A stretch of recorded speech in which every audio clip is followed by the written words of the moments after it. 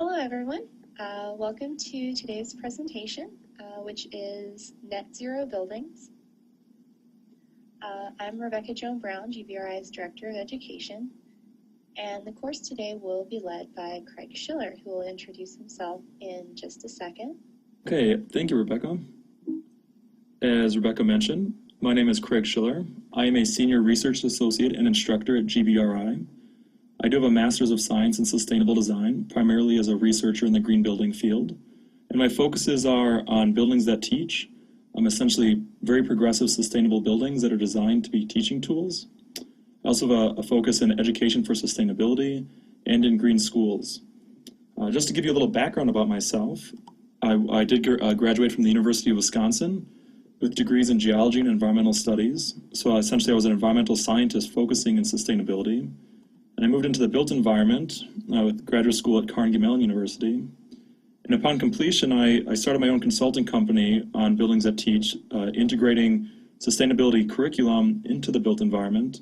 And I've been working for about 9 months to a year here with GBRI doing green building courses, such as this one, which, if we move forward, as you've seen the description before, this is going to be an introduction, an overview to the rapidly emerging field of zero energy buildings, or ZEBs. We will compare and contrast the different definitions of a ZEB, as well as learn how to carry out zero energy calculations. Additionally, we'll overview the strategies used to reach zero energy. We'll talk about renewable energy options, and we'll also discuss the associated cost of a ZEB. Throughout the presentation, I'll be going over several ZEB case studies, and we'll be analyzing design features, cost features, and calculations through those case studies.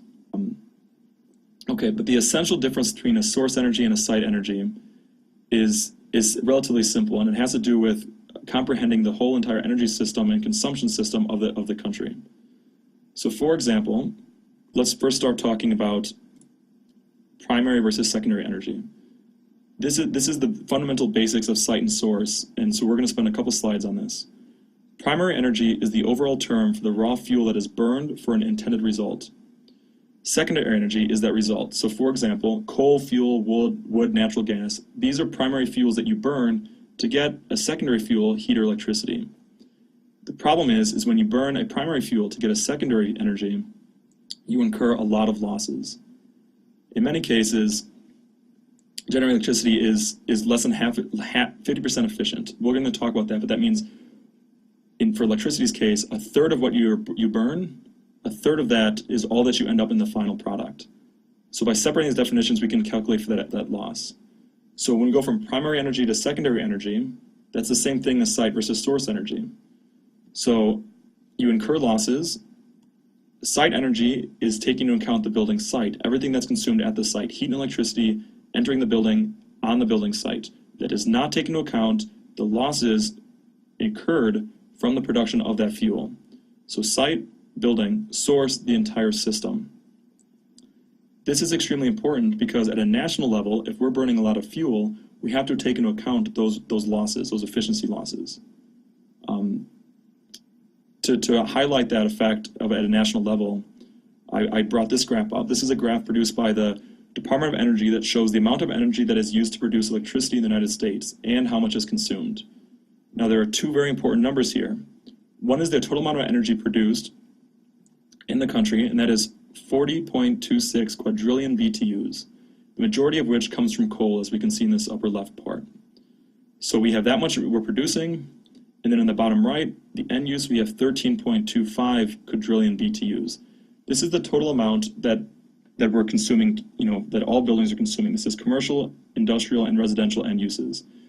As you can see, that is a drastic difference between 40 quadrillion to 13 quadrillion.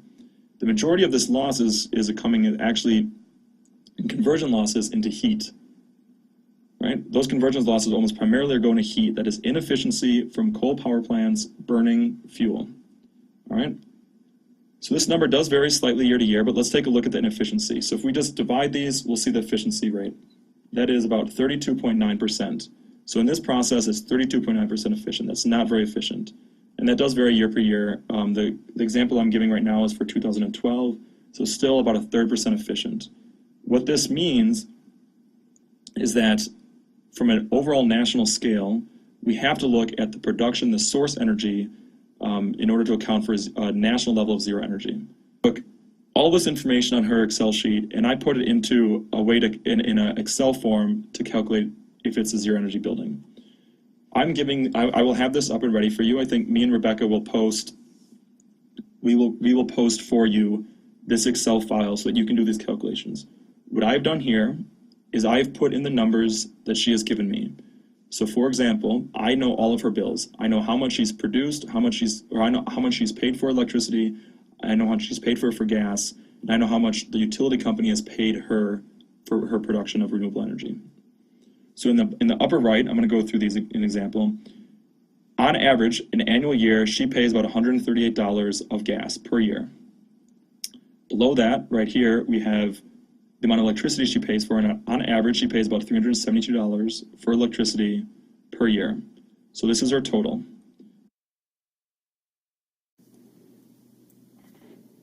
Here you can see the reporting information for this course.